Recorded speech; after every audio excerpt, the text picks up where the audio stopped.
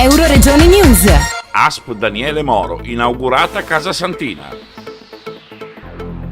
Dopo diversi anni di peripezie burocratiche e amministrative è stata inaugurata Casa Santina, una comunità alloggio per minori vittime di violenze, abusi o situazioni di difficoltà. La cerimonia di inaugurazione, con una folla tra residenti e dipendenti, tante autorità della regione e del Medio Friuli, compreso il presidente del Consiglio regionale Piero Mauro Zanin e il sindaco di Camino al Tagliamento Nicola Locatelli. Mai la mia fiducia è venuta meno rispetto all'apertura di questa struttura, che non viene consegnata solo alla comunità di Camino al Tagliamento, ma alla comunità regionale tutta.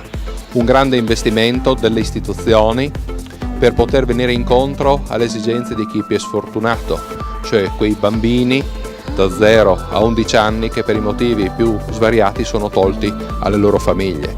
Con questa struttura, nella loro difficoltà, la comunità tutta viene incontro alle loro esigenze ed è quindi un grande motivo di orgoglio mio e dell'amministrazione poter, come dicevo all'inizio, consegnare questa grande struttura a tutta la comunità.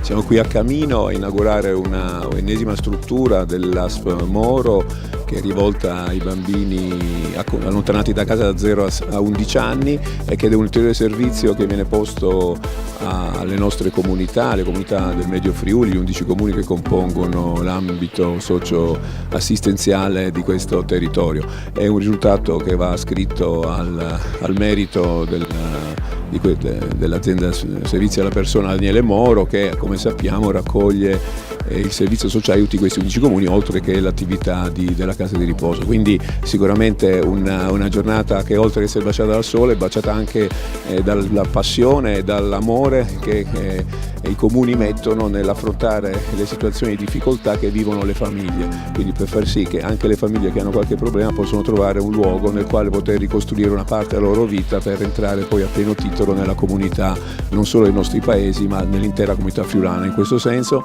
la Regione Friuli Giulia, il Consiglio regionale, è vicina a questi amministratori, a queste famiglie, a questi operatori che sono per noi un valore aggiunto, perché come sappiamo i servizi sociali in nostra realtà sono ai massimi vertici della qualità e del servizio a livello nazionale. Dal Medio Friuli per Euroregione News, Marco Mascioli. Euroregione News.